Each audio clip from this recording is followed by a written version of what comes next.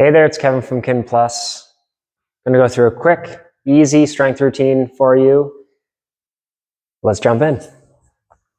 We're going to start with warm-up pillars. The first one I'm going to choose is a mini band series. You can pick up a little mini band pretty much anywhere, the dollar store. I just have a very light one right here. And I'm going to start the series by stepping into it. We'll go through the workout together. Just going to show you a brief glimpse, not the whole workout, but at least one set of each, and we'll do some explaining as we go. So it's going to start around your knees. I'm going to go hands on the hips, and I'm going to do what's called a hip circle. I'm really focusing on that stance leg. I'm going to try and draw a little circle. Okay. In track and field, we call these hurdlers. You may walk over a hurdle. I'm just going to go 5 forward, and then 5 reverse on each side.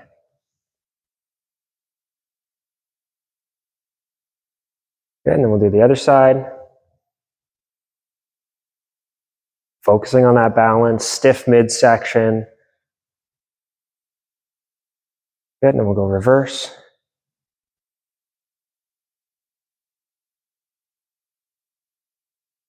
Awesome. From there, we're going to do a bodyweight squat. Just 5, slow, good range, work it. Screw my feet into the ground, put tension on that band. Sit in the pocket, stand tall, roll the hips at the top.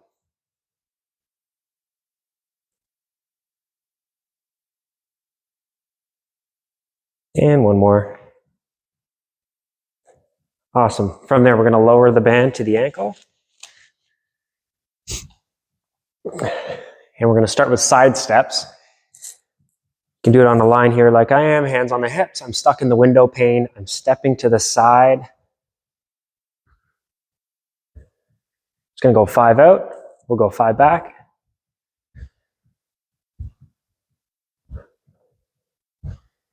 Awesome. We're already here. We're going to squat just a little bit. What I call sneaky. We're just going to do 5 to the side.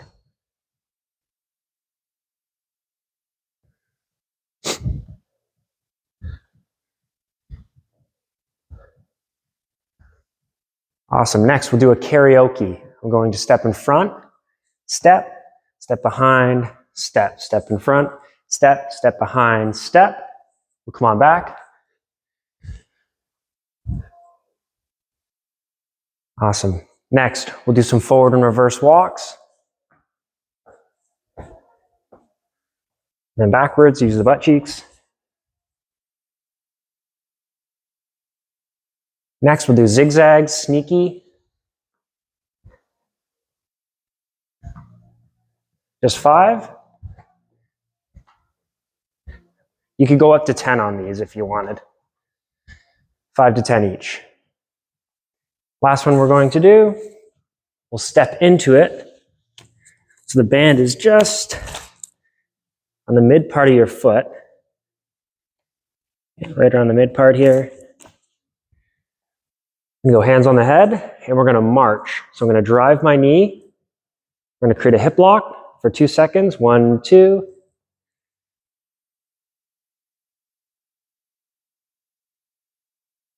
Four. Focusing on that stance leg. So the hip flexors and extenders kind of work together here to create this pattern. And we want to emphasize that backside. That's about 10. Honestly, I forgot, but get rid of the band. The next pillar I'm going to choose, a little bias, I'm going to do a crawl.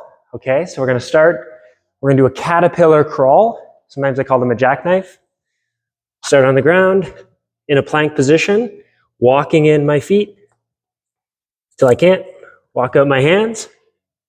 Pause. If you want to add some flair, you can add a press. Walk it in. Walk it out.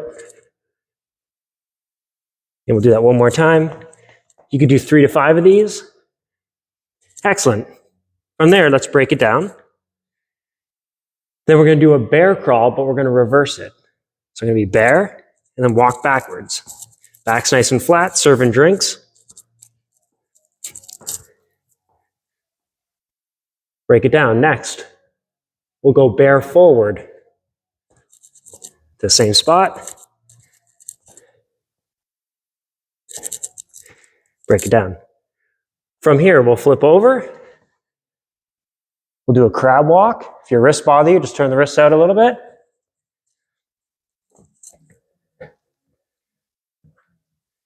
Turn to the side so you can see me, then we're going to do a thruster, 5.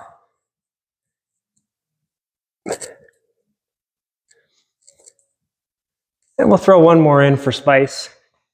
It's called a frog crawl here. So we're going to go wide, load up the hips, jump wide.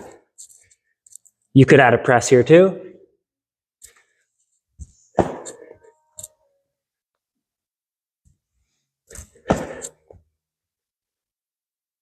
Break it down. So you don't have to do a press there, but adds a little spice to it. Last little pillar I'm going to choose. I'm going to do either a lunge matrix, or we'll call it a lunge and reach today. It's just a bunch of different lunges, get some range of motion going. So we'll start with a front lunge, and we're going to start with a reach forward. Just going to do 5 of everything. So I'm going to step forward, reach forward, pop back.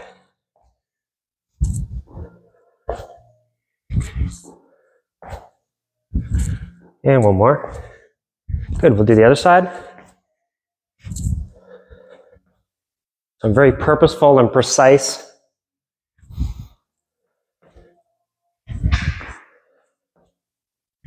Nice. Now I'm going to step to the side, reach down, pop back.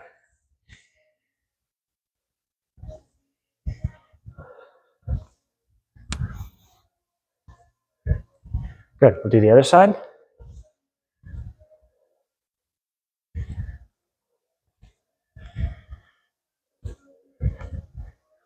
One more, and we've gotten one plane of movement. We're going to add a transverse lunge in there to hit that plane, rotation, really important. So I'm on my line here. Actually, you can get across the Cartesian plane here. I'm going to step to the side and away. So I'm pivoting. I just want to break the plane here, reach down, pop back.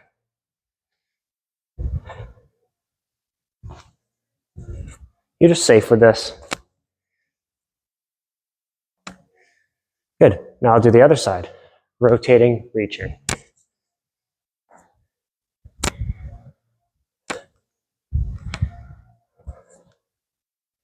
And one more. Beautiful. We're ready to get into it. So those are the 3 pillars. Now we're going to do some easy strength. To me, a well-rounded program is simple. You need some sort of explosive movement to generate some athleticism.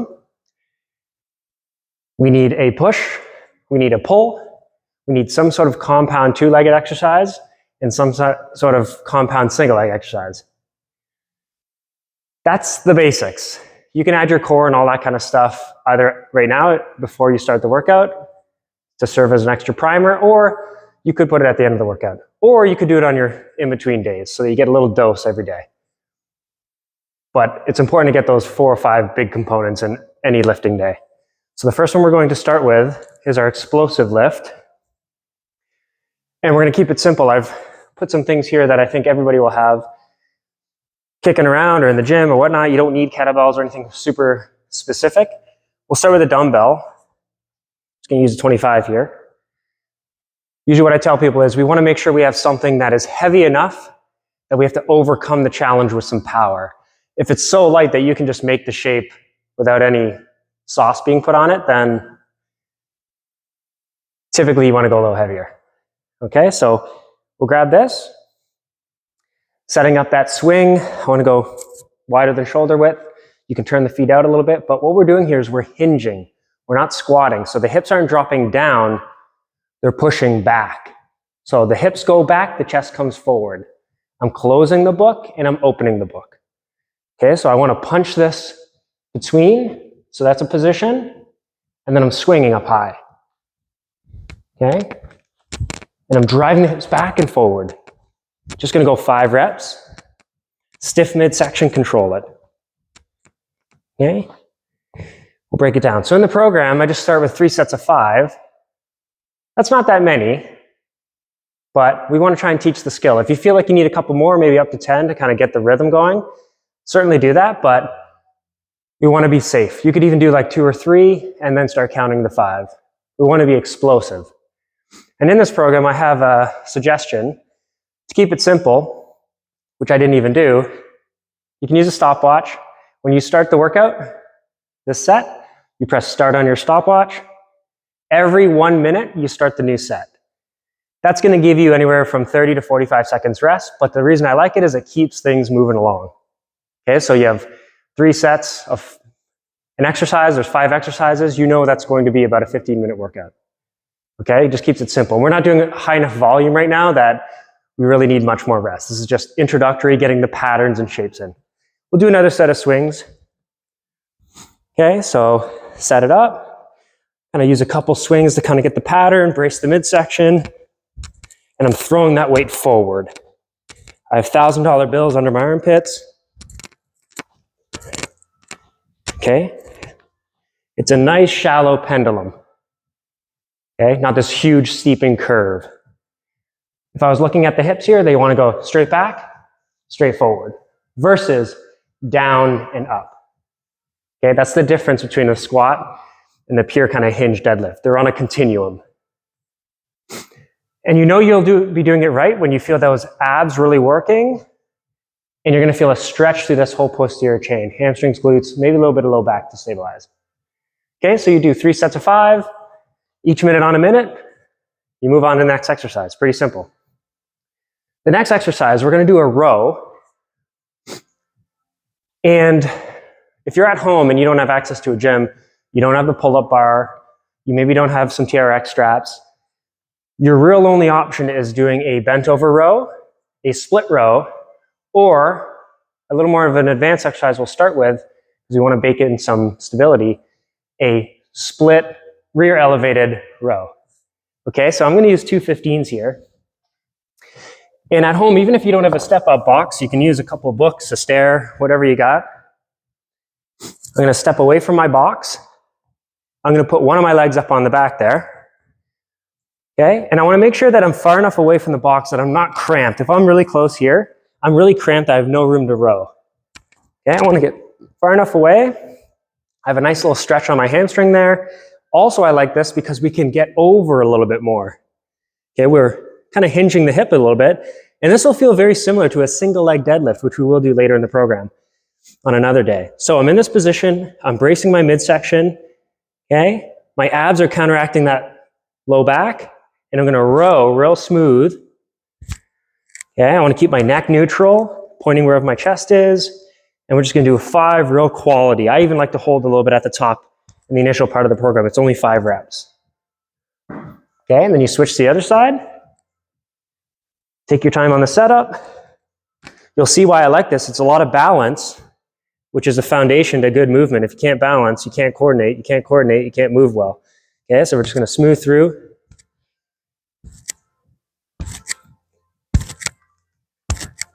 Good. Okay, we'll take a breather here. We'll maybe do one more set.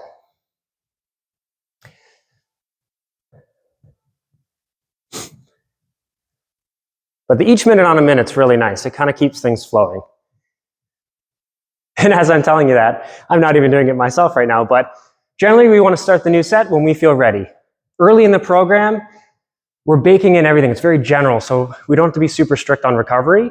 We want to be recovered enough that we can produce good quality movement. So we're going again. Okay, I'll step, split, big lean, row in. This one I did a little quicker. 5, switch, foot back, find the range. Good, nice and smooth. And we don't want to yank on it. You don't want your torso moving around a ton. You want to be stable, create the posture, endure that posture. There's our row. You do one more set and you're on your way. Next exercise, we're going to do a body weight squat. Okay, if you have a box or maybe a bench or a chair, that can be useful for this next one. Put these back. Okay, and the reason we're starting with body weight is because it's a repetitive exercise, we will be squatting a lot more, potentially heavier. We want to make sure that we establish the pattern first, okay? Because this is where people, squats, deadlifts, things like that, when we start lifting heavier loads, is where things can happen if we're not doing it well, okay? But doing it body weight before external load, that's kind of the rule. All right, so we want to get lots of good repetitions in, lots of mastery attempts, we call it, positive ones, and we can adjust accordingly. So I'm going to use this as my kind of end goal. So what this is called is cueing. So I'm cueing the end range, and then I can focus on a nice consistent squat every time. So we'll do a set of 12. Generally body weight, I mean, you can go up to 20, but I think 12 to 15 is plenty. We'll start with 12. I like going hands out. Why? I can change my center of gravity and it allows me to sit a little bit deeper. Okay, if I had the bar on my back, a little harder to do that. Okay, that's why goblet squats are so nice, because you kind of change the center a little bit. At the end of the day, I want my foot pressure to be even. You can turn your feet out a little bit, and you want to go down until you feel comfortable. Okay, we don't want to go ass to grass, they call it. We're going to go to a comfortable functional range. Even that term I'm not a big fan of, but thighs parallel to the ground I think is a great starting point. Okay, so I'm going to come down, touch, smooth, and I want to finish at the top. Roll those hips neutral. Don't overextend, neutral. Let's go 12. There's good. And I'm eventually with body weight, I want to be nice, fresh, and fast. So we want this athletic tempo. Okay, like a rep a second is kind of our goal. Now, we might not hit that, and maybe on a squat, but on other things, no. Good, I don't even know where I'm at, but let's call it there. Okay, so it's smooth, it's connected, there's no energy leaks. All right, it's rhythmic. You can adjust. If you feel certain things, maybe try feet out a little bit, wider stance, hands in different positions. Slow it down if you feel like there's some gaps. Okay, we'll go on to the next. Don't think I need to show the squat. Push-up. This one's going to be interesting. Females typically have a harder time with push-ups. There's lots of reasons for that. Could be a core stability issue where they can't create the posture properly, male or female. Could be a shoulder stability issue where we can't stabilize the shoulder joint as we're lowering into some deeper kind of hairy ranges, let's call it. Also, anatomically, women have a less developed pec major, which makes it difficult when we get into these long stretched out positions. Okay? So what I like to start with is a slow lower. Okay, it's a pretty simple variation that we can focus on the eccentric loading of that. Okay, we're a lot stronger eccentrically, so when the muscle's lengthening and contracting, as opposed to shortening and contracting. So if we can stabilize that, we work on that stability piece, the posture, enduring, and then we can eventually work on that explosive kind of push out. So I'll do some slow lowers, I'll bring over the bench, I'll do some other variations, but pick a variation you can do well. Okay, so slow lower is kind of my first choice, because ultimately we want to be able to do a push-up. We don't want to be great at doing modified push-ups. I'm sure everybody wants to get to that full push-up. So let's get specific with it. So I'm going to lock in this plank, a good plank, shoulder width apart, hands can be turned out. I'm stiff from the shoulder down to the hips, down to the feet, shoulder width apart there. And all I'm doing is I'm lowering, maybe over a 3 count, 3, 2, 1, from the knees, tabletop, back into the plank, 3, 2, 1. It's down here where it gets sticky. Okay, you want to fight that and kind of embrace it. And again, embrace the suck. Beautiful. So I think 3 3-second lowers is a good start. Eventually we want to get to 5 reps, but I think like 3 by 3 seconds is fantastic. Take that each minute on a minute. I'll show you another variation using the bench. Okay, so when we start using benches and things like that, it changes our moment arm. So in biomechanics, that just means the distance from our center. The principle can be outlined by something like this. If you grab a light little 2-pound weight and you hold it close to your body, not that heavy. When you start to elongate and get it away from your center, this is the moment arm, this distance here. Okay, so same thing with a plank. If we can change the angle a bit, the line there of gravity is a little bit shorter than the length of your body. Alrighty? Hopefully I explained that pretty clearly. So this is the elevated push-up. Okay, you could do slow lowers here too. It'd be a little harder to set it up, but preferably you feel like you can handle a nice press, okay? So same setup, I'm just on an angle. I'm gonna lower that chest as best I can. Boom, press through. If you can't hit that range, you can shorten it up. Maybe right here, own that, okay? But eventually you wanna get the depth. 5 reps. Finally, I'll show you the modified. I don't think I need to show you the full push-up, even though I'm proud to say I can do a few. But the modified's simple. It's that same, the reason the modified is easier is because of that moment arm concept I just outlined. So going from the knees, you shorten up your body. So there's less length there, less gravity acting on that length. Okay? So we're down on the ground. I like to start right on the ground, laying. Cross over the legs here. You can use a soft pad. The setup with the hands, I'm kind of at the nipple line here, maybe just above. Turn the hands out, screw the hands into the ground, press through. The key is to create a stiff midsection so that you can express power through the chest. Okay? Back down, press. Alrighty? And ideally, if you're working out with somebody and they were to look over top of you, the angle you want to see with your arms is not a T. Okay, so you're not out like a T like this. You're creating more of an arrow. Okay, so there's kind of an angle like this with the upper arms. Alrighty, that's the ideal spot. And screwing the hands into the ground. See what happens with my elbows? They go from here underneath. That's where we want to be. When we're up like this, all we're doing is putting a lot of stress on the shoulder. We want to get it into the chest a little bit. Let's do this. We'll move on. 2 more exercises. For our single leg exercise, compound lift, we're going to stick with body weight, just like we did the squat. I'm going to bring back a step-up box here. This is 12 inches, and I would say 8 to 12 inches is your goal. Okay, that's considered a low step-up, and I think it's very safe. Okay, eventually we'll be doing some lunges and things like that. First body weight, then external load, but I think this is a safer single leg exercise to start with. And we can kind of get fast and athletic with it. So, you can start off, you put your foot on the box. You want to create a nice little gap here. Notice I'm off center a little bit. I'm doing that because it gives my leg room to drive. Okay, and I'll show you a couple of variations. The most basic variation is just standing and just tall. Okay, back down. So I'm just tall, back down. I like getting my arms involved, but you can go hands on the head if you want. You can go hands on the hips. But the way I like to think of it is there's only 2 pictures. There's a picture when you're extended. Okay, I'm on an ocean, getting my foot wet in the ocean. Okay, and then from that position, driving. Okay, standing nice and tall. The hips are moving forward. The other variation that I'll typically do, especially with runners, is we'll get into a hip lock position at the top. So position 1, position 2.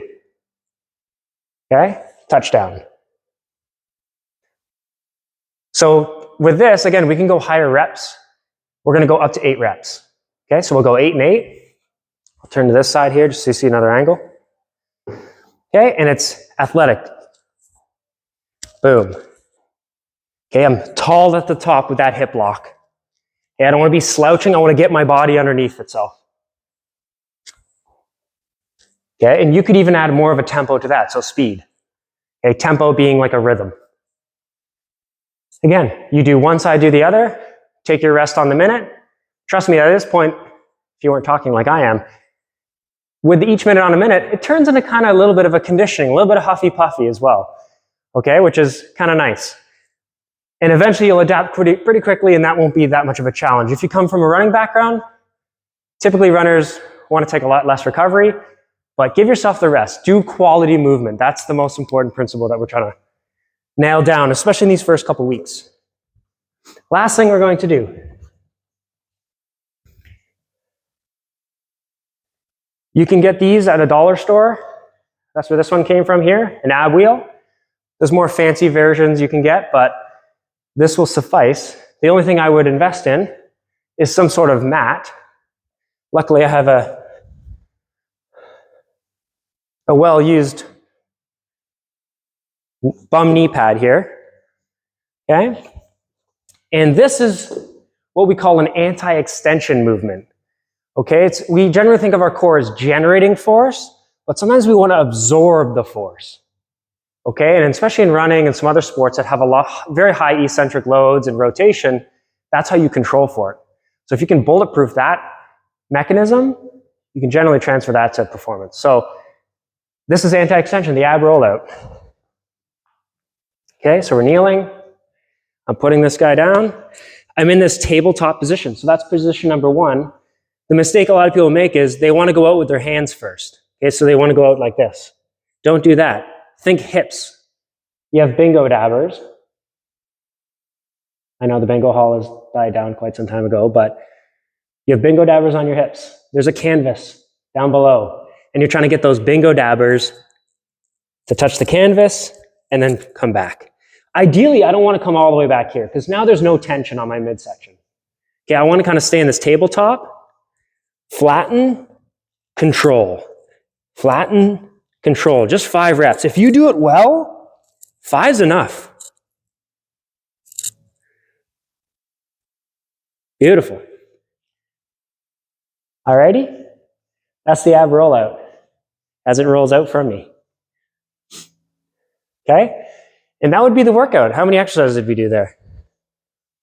Looks like we did 6 exercises, 3 sets, each minute on a minute. That'd be an 18-minute workout. That's enough. With the warm-up, we're looking at 30 minutes. Okay, if you did that 2-3 times a week, 2 days a week, the dose response on strength is very sensitive. So you don't need to do a lot to get a lot of benefit. And the most important thing when we start a program is we want to build the habit. So if in your head you can wrap your head around, hey, I have 15 to 30 minutes, makes it a lot easier to build and habit stack that routine into your life. Alrighty? We'll do day 2 coming up shortly here, but talk to you soon. Bye-bye.